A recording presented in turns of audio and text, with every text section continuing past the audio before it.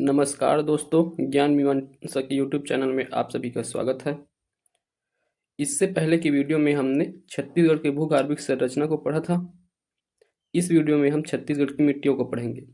यदि आपने इससे पहले की वीडियो नहीं देखे हैं तो आप उसे जाके देख सकते हैं। अभी तक के 6 वीडियो अपलोड कर दिए गए हैं। तो छत्तीसगढ़ की मिट्टियों को पढ़ने से पहले आप छत्तीसगढ़ की भूगर्भिक संरचना की वीडियो को अवश्य देख लें, क्योंकि मिट्टियों का आधार जो है उस भूमि के भूगर्भिक संरचना है, उसके सेल समूह से होता है। तो उसके बाद इसे समझने में बहुत आसान हो जाएगा। तो देखिए, यहाँ चैप्टर 11 में छत्तीसगढ़ की मिट्टियाँ दिया गया है। तो छत्तीसगढ़ की मिट्टियों में सबसे पहले पेज में ही इस बुक में एक चार्ट दिया गया है, एक टेबल फॉर्म में बना दिया गया है। छत्तीसगढ़ में पाए जाने वाले 5 प्रकार की मिट्टियाँ पाई जाती हैं। इन 5 प्रकार की मिट्टियों के संबंध में जो तथ्य हैं उसको जो है यहाँ पास दिया गया है। तो इस टेबल को आप कब पढ़ेंगे? जब पूरा मिट्टी वाला चैप्टर को पढ़ लेंगे, उसके बाद रिवाइज करने के लिए आप इस टेबल को पढ़िएगा। तो सबसे पहले हम जो है सही प्रकार की मिट्टियों को पढ़ेंगे, उसके बाद फिर इस टेबल को पढ़ेंगे। तो देखिए, सबसे पहले यहाँ दिया गया है कि जैसे कि मैंने बताया है कि मिट्टियों का निर्माण चट्टानों से होता है। तो जिस उस क्षेत्र की चट्टान के ऊपर ही मिट्टी का प्रकार, उसका निर्माण, उसकी प्रकृति निर्भर रहता है। तो मिट्टी का निर्माण एवं उसकी प्रकृति का निर्धारण उस क्षेत्र के चट्टानों द्वारा किया जाता है। छत्तीसगढ़ भारत के प्रायद्वीप पठार का हिस्सा है। यहाँ अवशिष्ट प्रकार की मिट्टी पाई जाती है। मृदा में कृषि एवं वन संसाधन के लिए महत्वपूर्ण है। तो मिट्टी ही प्रदेश के कृषि और वन संसाधन के लिए सबसे महत्वपूर्ण रहता है। छत्तीसगढ़ में चट्टानों के आधार पर मुख्य रूप से 5 प्रकार की मृदा पाई जाती है। तो छत्तीसगढ़ में मिट्टियों का प्रकार पूछा जाता है तो कितने प्रकार की मिट्टी पाए जाते हैं? तो 5 प्रकार की। कौन कौन से 5 प्रकार हैं? सबसे पहले है लाल पीली मिट्टी। तो देखिए, इनका विस्तार भी दिया गया है अच्छे से। यहाँ जो है पाई चार्ट के माध्यम से समझा दिया गया है, एक वृत्त के माध्यम से इनका विस्तार राज्य में कितने प्रतिशत क्षेत्र में फैला हुआ है। तो आप इसे देख लीजिए। सबसे पहला प्रकार है लाल पीली मिट्टी, जिसका विस्तार 55 से 50% क्षेत्र में है और इसका स्थायी नाम मटासी मिट्टी है। दूसरा लाल बलुई या लाल बलुई रेतीली मिट्टी, इसका विस्तार 25 से 30% क्षेत्र में है। तीसरा है लाल दोमट मिट्टी, इसका विस्तार 10 से 15% में है। फिर है काली मिट्टी, जिसे कन्हार मिट्टी के नाम से भी जानते हैं। फिर पांचवा है लेटेराइट मिट्टी, जिसे भांटा मिट्टी के नाम से जानते हैं। तो ये 5 प्रकार की मिट्टी जो है छत्तीसगढ़ में पाई जाती है। अब देखिए, इनका जो है छत्तीसगढ़ के मैप में मिट्टियों का विस्तार को दर्शा दिया गया है। तो कहाँ कहाँ कौन सी मिट्टी पाए जाते हैं, चलिए इसे भी देख लेते हैं। तो सबसे ये जो डॉटेड डॉटेड दिख रहा है, ये लाल पीली मिट्टी को प्रदर्शित करता है। तो छत्तीसगढ़ के अधिकांश भाग, लगभग 50% भाग में लाल पीली मिट्टी दिखाई देंगे। तो ये जो है लाल पीली मिट्टी है, ठीक। उसके बाद आता है लाल बलुई मिट्टी। तो यहाँ जो है लाल बलुई मिट्टी दिया गया है। तो ये सभी लाल बलुई मिट्टी है, जो मुख्य रूप से बस्तर संभाग में देखने को मिलता है। बस्तर संभाग के ये दंतेवाड़ा और सुकमा जिले में लाल दोमट मिट्टी दिखाई देता है। तो लाल दोमट मिट्टी दंतेवाड़ा और सुकमा जिले में इसका विस्तार है। फिर इसके बाद है काली मिट्टी। तो देखिए, काली मिट्टी जो है ये मैकल श्रेणी के क्षेत्र में पाया जाता है। यहाँ दुर्ग बेमेतरा क्षेत्र में देखने को मिलता है और साथ यहाँ धमतरी क्षेत्र में देखने को मिलता है। तो ये है काली मिट्टी। फिर आता है लेटराइट मिट्टी। लेटराइट मिट्टी जसपुर सामरी पाट प्रदेश क्षेत्र में और यहाँ बस्तर कोंडागांव क्षेत्र में भी लेटराइट मिट्टी देखने को मिलता है। तो ये छत्तीसगढ़ के मैप में लेटराइट मिट्टी, छत्तीसगढ़ की सभी मिट्टियों का विस्तार दिखा दिया गया है।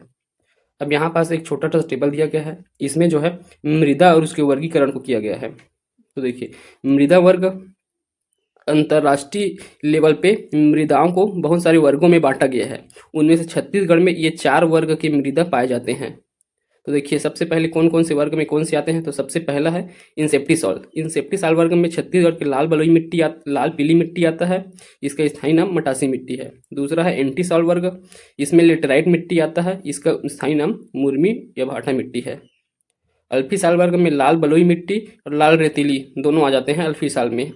तो ये टिकरे मिट्टी के नाम से जानते हैं लाल बलुई को। उसके बाद है वर्टी साल में काली मिट्टी आता है, ये कन्हार मिट्टी। तो ये छत्तीसगढ़ में 4 वर्ग के मृदाएं प्राप्त होते हैं। अंतर्राष्ट्रीय स्तर पर बांटा गया है इन वर्गों को। अब चलिए सभी मिट्टियों को हम बारी बारी डिटेल से पढ़ेंगे। तो इसमें सबसे पहला है हमारा लाल पीली मिट्टी। देखिए, लाल पीली मिट्टी का स्थानीय नाम क्या है? लाल पीली मिट्टी को हम मटासी के नाम से भी जानते हैं। इसका निर्माण कैसे हुआ है? तो इसका निर्माण ग्रेनाइट शिस्ट एवं आर्कियन चट्टानों के अपरदन से हुआ है। तो आर्कियन चट्टान जहाँ जहाँ दिख रहे हैं उसी के ऊपर में लाल पीली मिट्टी का विस्तार है। तो आर्कियन भी लगभग छत्तीसगढ़ के 50% क्षेत्र में फैला हुआ है, उसी प्रकार लाल पीली मिट्टी भी छत्तीसगढ़ के 50% क्षेत्र में फैला हुआ है। तो आर्कियन के अपरदन से ही लाल पीली मिट्टी का निर्माण हुआ है। इसकी प्रकृति की बात करें तो इसकी प्रकृति अम्लीय प्रकृति की होता है। अम्लीय प्रकृति अर्थात इसका पीएच मान जो है 7 से कम होगा तो अम्लीय प्रकृति का, 7 से अधिक होगा तो क्षारीय प्रकृति का होता है, और 7 होता है तो वह उदासीन होता है। तो इसका पीएच मान 6.8 है, अतः यह अम्लीय प्रकृति है। और देखिए ये 5 प्रकार के जो मिट्टी पढ़े हैं उनमें कौन कौन से अम्लीय है और क्षारीय है ये याद रखना है। तो इसके लिए आप बस एक ट्रिक याद रखना है, जिसमें भी लाल दिखाई दे रहा है, लाल लिखा हुआ है या उस मिट्टी का रंग लाल है, तो जो भी लाल रहेगा वह जो है अम्लीय रहेगा, अम्लीय मिट्टी रहेगा। और जिसमें लाल नहीं रहेगा वह क्या रहेगा, वह क्षारीय मिट्टी रहेगा। तो देखिए लाल किसमें किसमें है, तो लाल पाया जाता है लाल पीली मिट्टी में, लाल बलुई मिट्टी में, लाल दोमट मिट्टी में, और इसके अलावा लेटेराइट मिट्टी। तो लेटेराइट मिट्टी लाल इसमें क्यों कह रहे हैं, क्योंकि इसका रंग लाल होता है। मुर्मी बोलते हैं तो मुर्मी लाल रंग का होता है, तो लेटेराइट भी लाल रहता है। तो ये भी कौन से प्रकार में आएगा, अम्लीय प्रकृति का मिट्टी रहेगा। और क्षारीय प्रकृति की मिट्टी की बात करें तो सिर्फ काली मिट्टी क्षारीय प्रकार की मिट्टी है। काली मृदा जो पाया जाता है छत्तीसगढ़ में वो सिर्फ एकमात्र मिट्टी है जो क्षारीय प्रकृति में पाया जाता है। ठीक, तो बस हमें इतना ही याद रखना है, फिर आप प्रकृति को नहीं भूलेंगे कौन सी मिट्टी अम्लीय या क्षारीय है। अब देखिए यहाँ पर दिया है मिट्टी का रंग।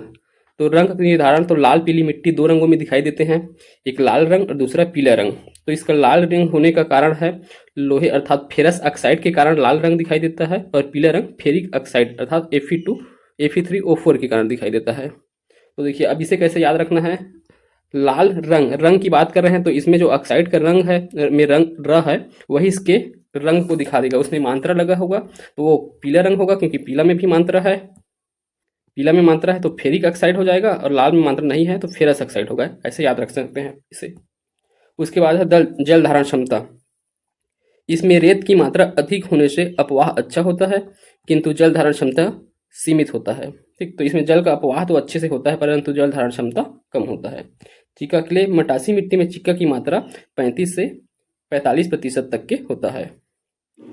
उपजाऊपन प्रदेश की दूसरी सर्वाधिक उपजाऊ मिट्टी है। तो काली मिट्टी के पश्चात दूसरी सर्वाधिक उपजाऊ मिट्टी है लाल पीली मिट्टी। इसलिए यहाँ कौन कौन से धान फसल की खेती होती है, तो सबसे ज़्यादा धान की खेती लाल पीली मिट्टी में दिखाई देगा। इसके अलावा अलसी, तिल, ज्वार, मक्का इन सब की भी खेती जो है लाल पीली मिट्टी में किया जाता है। प्रदेश का 30% कृषि मटासी मिट्टी में की जाती है।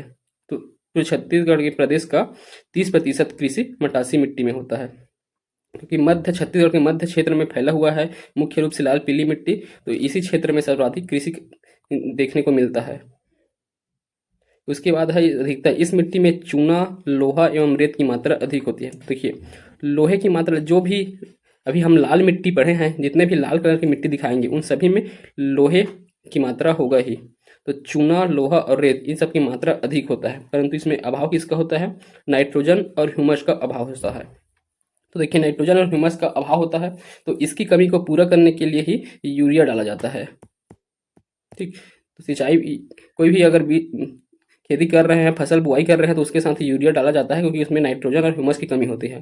तो जिन जिन मिट्टियों में यूरिया का छिड़काव किया जाता है, चाहे लाल पीली मिट्टी हो, लाल बलुई मिट्टी हो, लाल रेतीली मिट्टी हो, उन सभी में जो है नाइट्रोजन ह्यूमस का अभाव होता है। ठीक, तो इतना हो गया इसके विशेषताएं। अब हम देखेंगे इसका वितरण और विस्तार। तो देखिए छत्तीसगढ़ में सर्वाधिक भाग में पाई जाने वाली मिट्टी है। यह कन्हार मिट्टी की अपेक्षा अधिक ऊंचाई पर तथा भांटा मिट्टी की अपेक्षा कम ऊंचाई पर पाई जाती है। ठीक, तो अब इसको कैसे याद रखना है, ये क्वेश्चन में पूछा गया प्रश्न है। तो इसे याद रखने के लिए आप देखिए, जैसे हम छत्तीसगढ़ में इस मिट्टी का विस्तार देखे हैं। ठीक, तो छत्तीसगढ़ में इस मिट्टी का विस्तार हम कहाँ देखे हैं, तो ये मध्य छत्तीसगढ़ के क्षेत्र में मान सकते हैं इसको। ठीक, मध्य छत्तीसगढ़ में कौन सा है, यही लाल पीली मिट्टी। उसके बाद यहाँ लगभग कवर्धा क्षेत्र में मैगा श्रेणी में है काली मिट्टी, और यहाँ कौन सा है, लेटेराइट मिट्टी।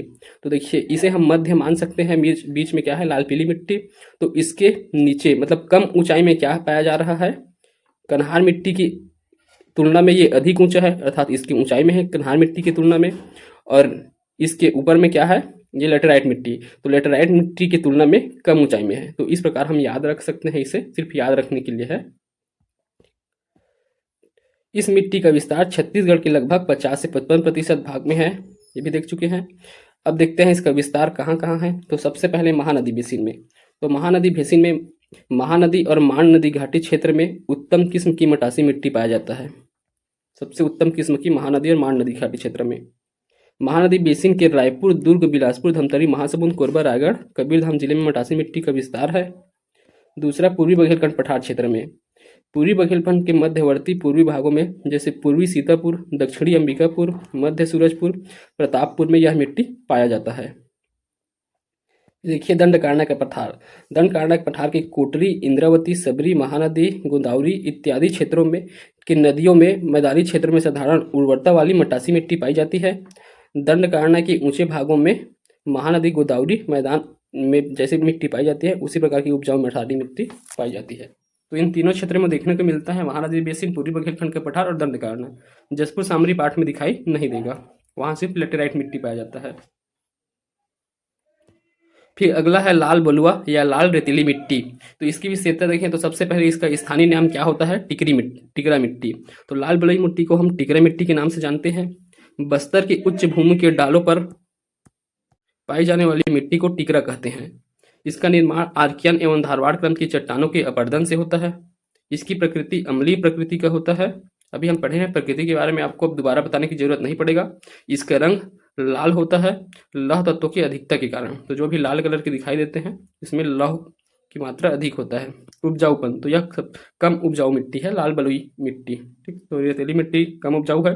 तो इसमें फसल कौन कौन से होंगे, तो इसमें मोटे अनाज होते हैं। तो मोटे अनाज में कौन कौन से आते हैं, कोदो, कुटकी, ज्वार, बाजरा, रागी, ये सभी मोटे अनाज इस मिट्टी में होते हैं। इसमें अधिकता होता है लौह तत्व एवं रेत की अधिकता होता है। इस मिट्टी में ग्रेनाइट एवं निच चट्टानों के अवशेष मिश्रित होते हैं। इसमें भी कौन सा अभाव होता है, नाइट्रोजन और ह्यूमस, क्योंकि इसमें भी यूरिया का प्रयोग किया जाता है सिंचाई के दौरान।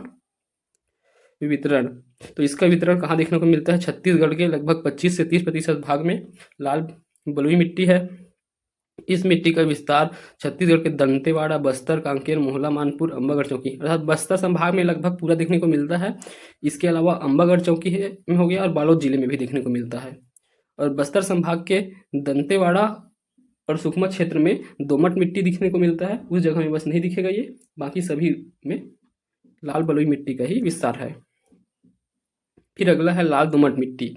लाल दोमट मिट्टी, इसका निर्माण हुआ है नीस, डायोराइट आदि चिका प्रधान व अम्ल रहित चट्टानों द्वारा इस मिट्टी का निर्माण हुआ है। तो इसका ज्यादातर निर्माण जो है चिका की वजह से हुआ है। ठीक, तो जो चिका प्रधान है चट्टान नीसा और डायोराइट, इन्हीं के अपर्दन से इसका निर्माण हुआ है। इसको आर्कियन एवं ग्रेनाइट चट्टान इसके लिए जनक चट्टान है, क्योंकि आर्कियन और ग्रेनाइट से ही इसका निर्माण हुआ है। इसकी प्रकृति फिर जान ही रहे हैं, लाल है तो ये अम्लीय प्रकृति का है। रंग, तो इसका रंग भी लाल रहेगा क्योंकि इसमें भी लौह अयस्क की अधिकता है। बेसिन क्षेत्रों में रंगहीन पाया जाता है। जल धारण क्षमता, तो इसका जल धारण क्षमता सबसे न्यूनतम होता है। इसका कारण है कि इसके रचक कण बड़े बड़े बोल्डर के आकार के होते हैं, जिससे मृदा में बड़े बड़े छिद्र होने के कारण इसकी जल धारण क्षमता सबसे कम होती है। तो सबसे कम जल धारण क्षमता वाला है लाल दोमट मिट्टी।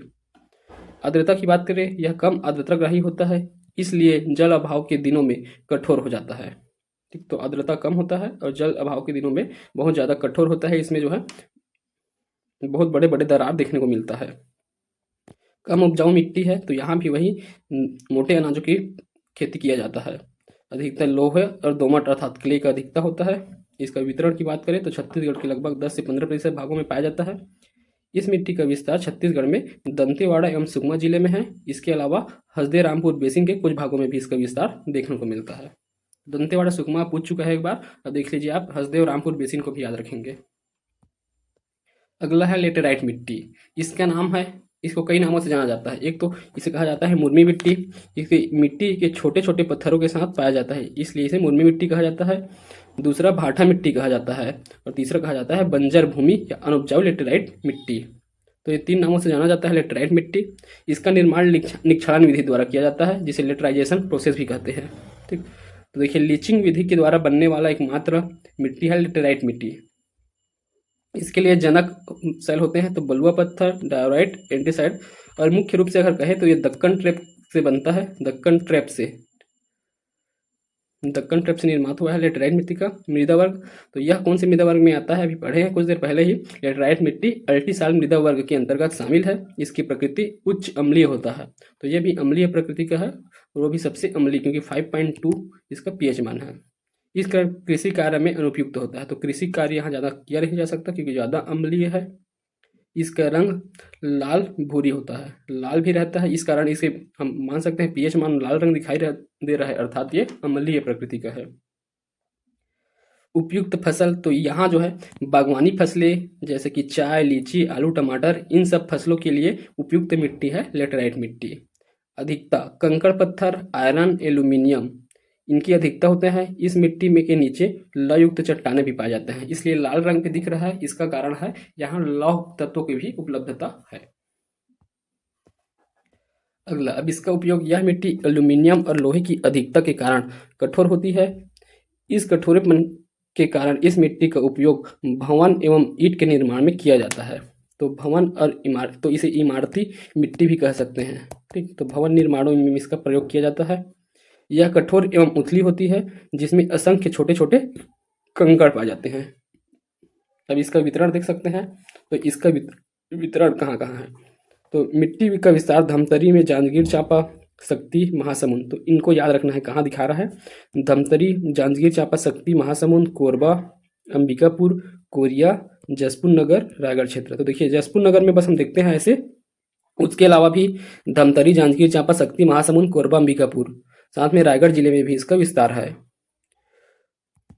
कुटकों के शिखरों अर्थात उच्च भूमि पर यह मिट्टी पाई जाती है, जिसका रंग लाल भूरी होती है। पहाड़ प्रदेशों में एवं जगदलपुर के उच्चवच क्षेत्रों में यह मिट्टी दिखाई देती है। हसदो नदी के बाएं ओर जैजयपुर ब्लॉक में एक विस्तृत क्षेत्र में लेटेराइट मिट्टी का विस्तार देखने को मिलता है। ठीक, जैजयपुर ब्लॉक में देखने को मिलता है इसका विस्तार। अब अगला है, और छत्तीसगढ़ का सबसे उपजाऊ मिट्टी है काली मिट्टी। देखिए काली मिट्टी को हम किन किन नामों से जानते हैं, तो काली मिट्टी को हम कन्हारी मिट्टी, भर्री मिट्टी, रेगुर मिट्टी, गभार मिट्टी, चिकन मिट्टी, इसके अलावा कपासी मिट्टी के नाम से ही जानते हैं इसे। ठीक, कपासी मिट्टी, तो इन सभी नामों से हम काली मिट्टी को जानते हैं। छत्तीसगढ़ उच्च भूमि में पाए जाने वाली काली मिट्टी को भर्री कहते हैं। इसका निर्माण बेसाल्ट युक्त लावा चट्टानों के अपरदन से हुआ है। तो बेसाल्ट युक्त लावा चट्टानों के अपरदन से, अर्थात दक्कन ट्रेप में जो बेसाल्ट युक्त लावा चट्टाने होते हैं उसी के अपवर्दन से हुआ है काली मिट्टी का निर्माण। अब इसकी प्रकृति भी क्षारीय प्रकृति है। हम बताए हैं कि इसमें का रंग लाल नहीं है, इसलिए यह क्षारीय प्रकृति का है। इसका पीएच मान भी दिया हुआ है 7.6। यह मिट्टी गीली होने पर फूल जाती है और मुलायम तथा चिपचिपा हो जाती है। इस मिट्टी पर पानी की कमी से दरारें पड़ जाती है, तो पानी की कमी होता है तो इसमें दरार देखने को मिलता है। इसका रंग काला होता है, और काला रंग होने का कारण क्या है, तो देखिए इसको भी याद रखना है, फेरिक टाइटेनियम के कारण इसका रंग काला होता है। बारीक कणों वाली काली या गहरी भूरी रंग, तो बारीक कण वाले जो रहते हैं वो काले के साथ साथ गहरी भूरी रंग में भी दिखाई देते हैं काली मिट्टी। इसका जल धारण जो है सर्वाधिक होता है। प्रदेश में पाए जाने मिट्टियों में सबसे ज्यादा जल धारण क्षमता करने वाला है ये काली मिट्टी है। इसके रचक कण अत्यंत बारीक होने के कारण इस मिट्टी में छिद्र कम होते हैं। इस कारण इस मिट्टी में चीका की मात्रा 50 से 55% अर्थात सर्वाधिक चीका पाया जाता है काली मिट्टी में। उपजाऊपन की बात करें, यह मिट्टी राज्य की सबसे उपजाऊ मिट्टी है। प्रदेश की 15 से 20% कृषि इस मृदा में किया जाता है। देखिए 15 से 20% काली मिट्टी में, और लाल पीली मिट्टी में कितना देखे हैं, 35 से 45% जो है कृषि किया जाता है, 30% कृषि किया जाता है लाल पीली मिट्टी में। अगला है उपयुक्त फसल। तो इसमें सर्वाधिक फसल कौन कौन से होते हैं, तो कपास के लिए चना, गन्ना, सबसे ज़्यादा इंपॉर्टेंट है गन्ना, गेहूं, सोयाबीन, तो ये सभी फसल जो है किसमें होते हैं, काली मिट्टी में। इसमें अधिकता पाया जाता है चूना, पोटास, एल्यूमिनियम, लोहा तथा चीका की अधिकता पाया जाता है। तो इसमें सभी पोषक तत्व उपलब्ध होते हैं। अब इसका विस्तार देखें, तो छत्तीसगढ़ के सभी क्षेत्रों में इसका विस्तार थोड़ी थोड़ी मात्रा में दिखाई देता है। तो सबसे पहले हम देख सकते हैं पूर्वी बघेलखंड। तो यहाँ के अंबिकापुर, रामानुजगंज, मध्य प्रतापपुर, पूर्वी कुसमी, रिहंद, कन्हार, हसदो नदी की घाटियां, इन क्षेत्रों में काली मिट्टी दिखते हैं।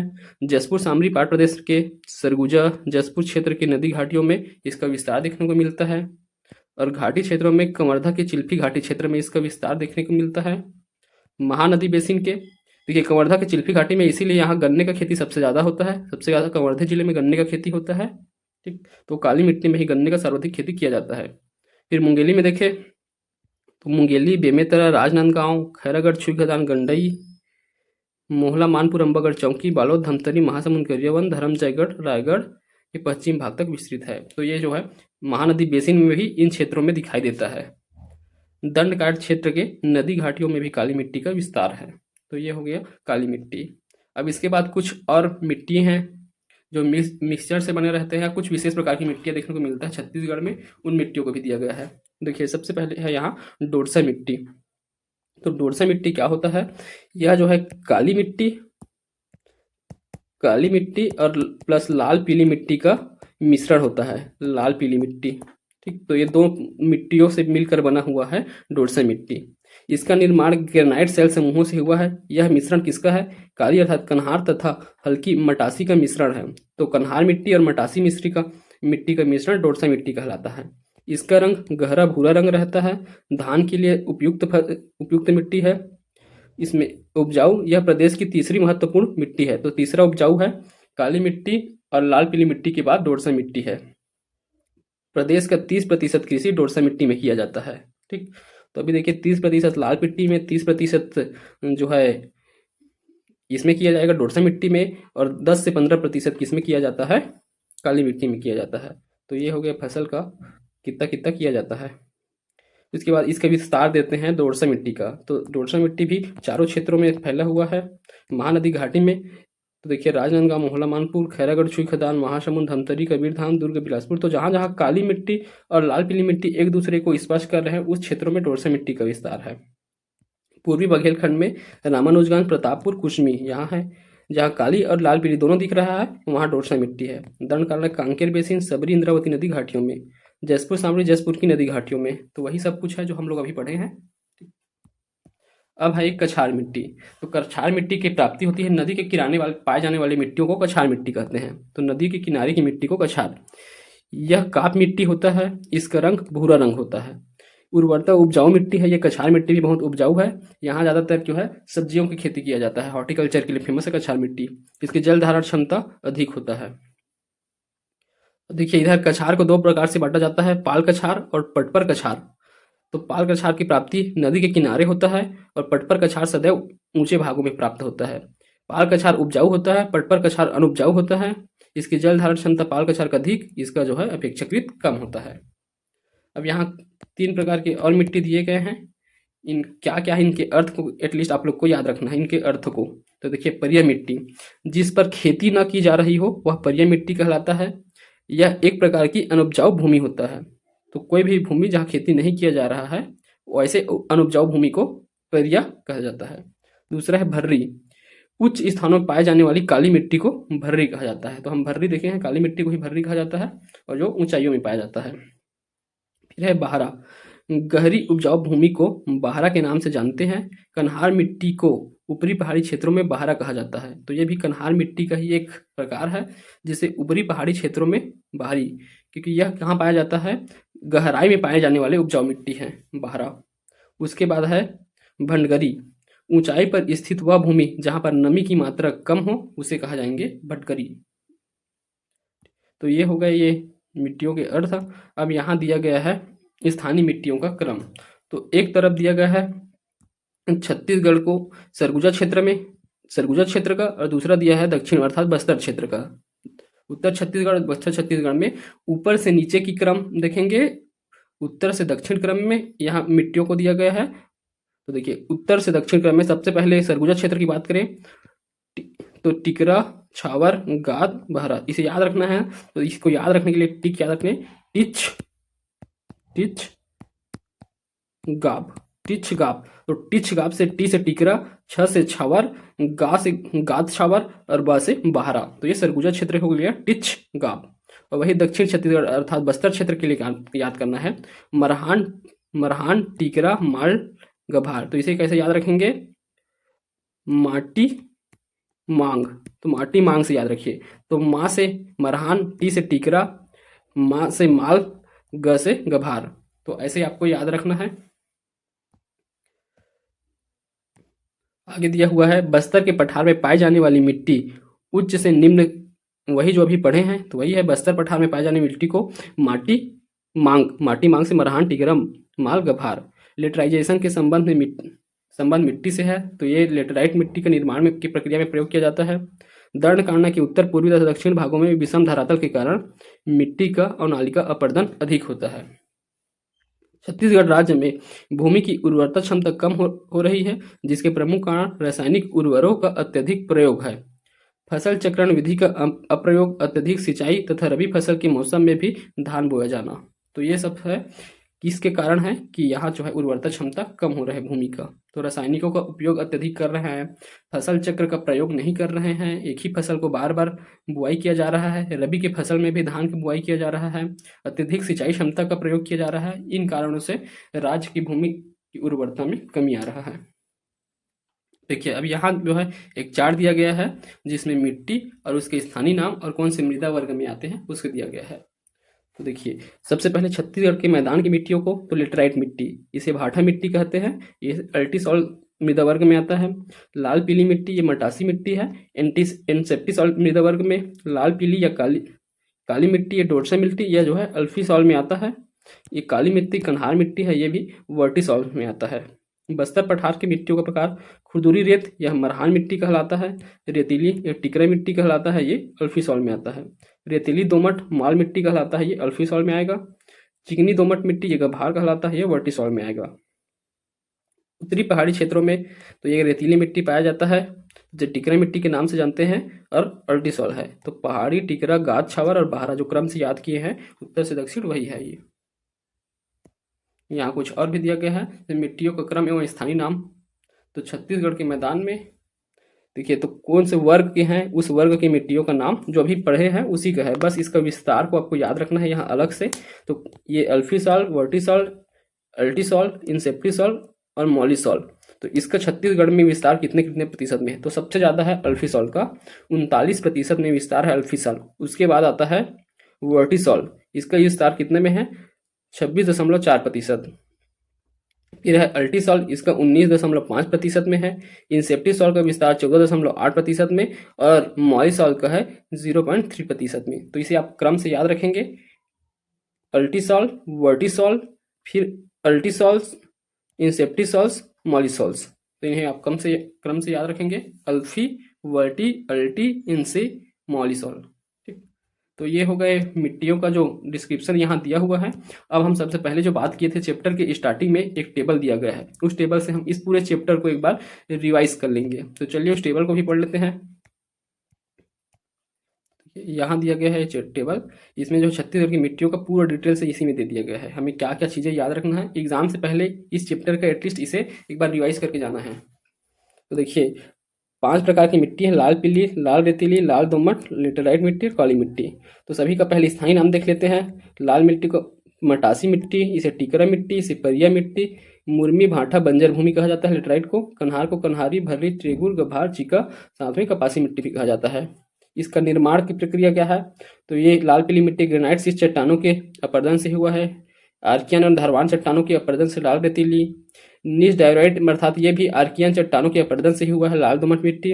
लेटराइट मिट्टी निक्षालन विधि के थ्रू हुआ है जिसे लेटराइजेशन प्रोसेस भी कहते हैं।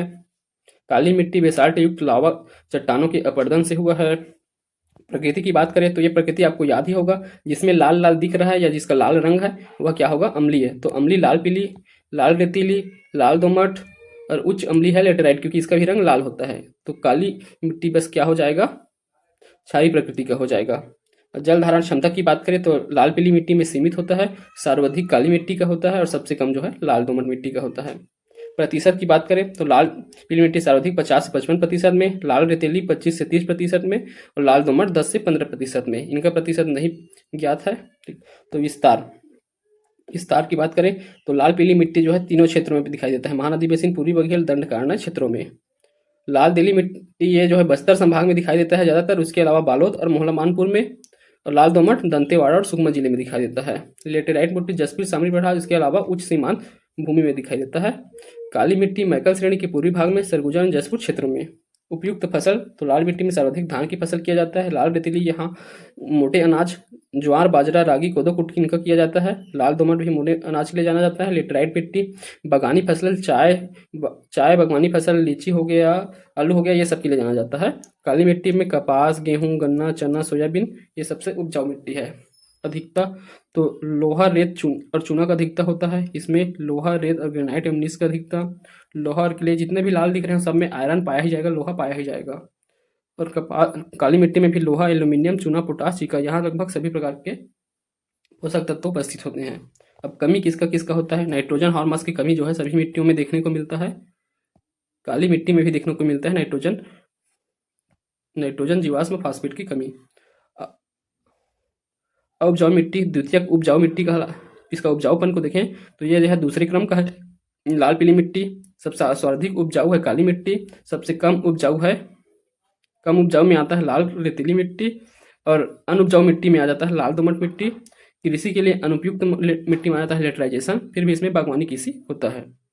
गहराई की बात करें तो सर्वाधिक गहराई में पाने जाने वाली मिट्टी है काली मिट्टी, उसके बाद लाल पीली मिट्टी, और तीसरा जो है लेटेराइट मिट्टी। ठीक, तो इस टेबल को एक बार अच्छे से पढ़ के रिवीजन कर लेंगे एक बार और। ठीक, तो हम अभी तक जो है छत्तीसगढ़ की मिट्टियाँ पढ़ चुके हैं। अगर आपको वीडियो पसंद आ रहा है तो आप वीडियो को लाइक कीजिए, अपने दोस्तों में शेयर कीजिए। अगर आपने इससे पहले की वीडियो नहीं देखा है तो आप जो है हमारे ज्ञान मीमांसा यूट्यूब चैनल में जा करके सभी वीडियो डल चुके हैं, आप देख लीजिए। धन्यवाद।